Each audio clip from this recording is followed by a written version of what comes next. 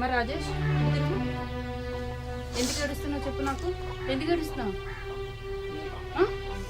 మాట్లాడవా? మీ అన్నయ్య పేరు ఏంటి? విష్ణువా? ఎక్కడున్నాడు ఇప్పుడు అన్నయ్య? హాస్టల్. ఏ హాస్టల్? ఏమోనా? ఇతను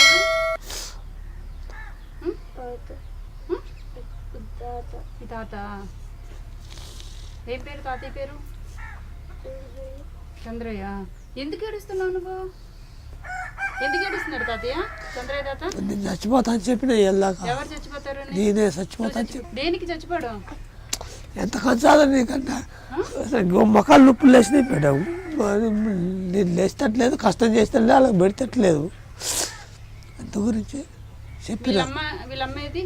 చచ్చిపోయింది. వీళ్ళ నాన్నగారు చచ్చిపోయారు. ఎప్పుడు చనిపోయారు? ఈ రక్తం ముద్ద తీసి నా చేతిలో పెట్టిన మేడం. అప్పటి నుంచి చచ్చిపోయింది. నేనే సాగిన అన్నీ చేసినా నాకు ఇప్పుడు చేత కట్టలేదు. చెప్పు, నీకేమర్థమైంది? తాతయ్య చచ్చిపోతానంటే నీకేమర్థమైంది? మీరు అలా అనొచ్చా అండి? ఇంకా మీరు కాకపోతే ఎవరు చూసుకుంటారు? ఇన్ని రోజులు మీరు చూసుకుని ఇప్పుడు మీరు చచ్చిపోతానంటారు. చేత కట్టలేదు మేడం నాకు శరీరానికి పెడతానికి. కొట్టారా ఏమన్నా బాబుని? నేను కొట్టను. నేను పొద్దున బుడ్డి కడుక్కోకుండా కూడా నేనే కడిగిన. పొద్దున లాగు ఇచ్చిన, తాను చేపించిన, అన్నీ చేసి ఇప్పటికి చేపిస్తాను. ఒకటి ఇంతవరకు కట్టుకోరాదు, ఆయన చేసుకోరాదు. పుట్టంగానే నా చేతిలో పెట్టి చచ్చిపోయింది మా బిడ్డ. ఎలా చనిపోయింది? మీ అల్లుడు ఎలా చనిపోయారు? ఆయన గుట్కాలు తినేది మేడం. గుట్కాలు తినేది ఆయన చచ్చిపోయింది. తాగుతారా? ఆయన తాగేది గుట్కాలు తినేది. నాకు ఇద్దరు కలిగిచ్చిపోయారు. నేను బతకలేకపోతున్నా. ఇప్పుడు పెద్ద అబ్బాయి ఎక్కడున్నాడు? అలా ఆ హాస్టల్లో వేసిన మేడం. అలా అనొచ్చా తాతయ్య? మీరు పెద్దవాళ్ళు కదా, మీరు అన్ని చూసున్నారు కదా.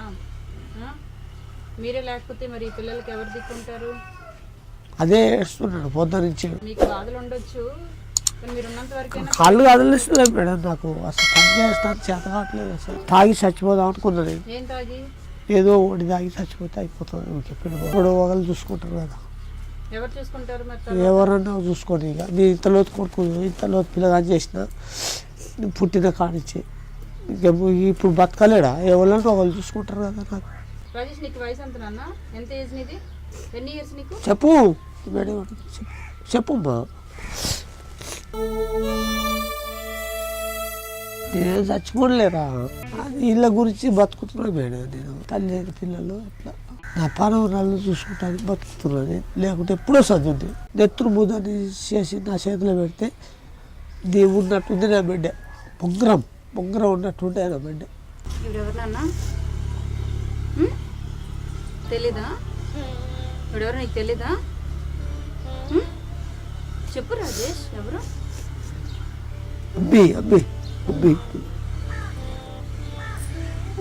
అబ్బి అమ్మ పుట్టవుతోనే అట్లా చేసుకున్నది. 6 సంవత్సరాల అమ్మాయి నా భార్య చచ్చిపోయినప్పుడు. 6 సంవత్సరాల అమ్మాయి అయితే ఇంకా చిన్న బిడ్డ 3 సంవత్సరాలు ఉన్నది. అప్పటి నుంచి వీళ్ళని సాదుకుంటున్నది. వాళ్ళిద్దరు దాది నా చేసిన, పెళ్ళి చేసిన, అన్ని చేసిన. నాకు ఇల్లు తగిలేదు. చచ్చిపోతానంటే ఎవరిని బెదిరించినట్టు మీరు? మీ మనవాళ్ళతో మీ బెదిరింపులు చెప్పండి.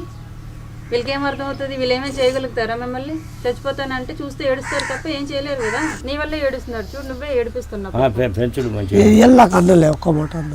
నేను చచ్చిపోతున్నారా ఇలా అంటే అప్పటి నుంచి ఏడుస్తున్నా. ఆ పిల్లల మంచిగా పెంచింది. వీళ్ళ భార్య లేకుండా ఆ పిల్లల మంచి చచ్చిపోతున్నారా అని చెప్తాను. ఈసారి చచ్చిపోతానంటే నీ భార్య మీద ఒట్టు. తాతయ్య, నీకోసం ఏం తెచ్చాను చూసుకో. రాజు చెప్పు, ఏంటంటే చెప్పు. అదేంటి చెప్పది? ఏంటది?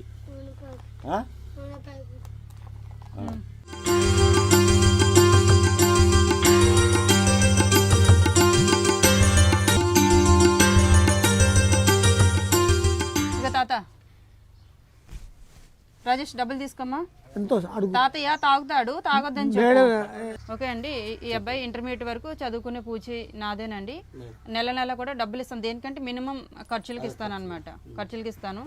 వీళ్ళు 10th వరకు మరి ఏ స్కూల్లో చదువుతారు, ప్రైవేట్ స్కూల్లో చదువుతారా, గవర్నమెంట్ స్కూల్లో చదువుతారా అనేది మీరు ఈ 5 ఏళ్ళకి అది ఇంటర్మీడియట్ అయ్యేసరికి మీరు అప్పటికి ప్రెసిడెంట్గా ఉంటే సరే, లేకపోతే మీ బాధ్యత మీ తర్వాత ఎవరున్నా లేకపోతే మీరే ఉండాలని కోరుకుంటాను. వీళ్ళ బాధ్యత మాత్రం నాకు ఇంటర్మీడియట్ వరకు నేను చూసుకుంటాను. వాళ్ళు ఇంకా నిజంగా అప్పటికి బాగా చదివితే అయ్యో ఇంత బాగా చదువుతున్న పిల్లలు ఎందుకు వదిలేయాలని నాకు అనిపిస్తే నేను అప్పుడు కూడా చూసుకుంటాను.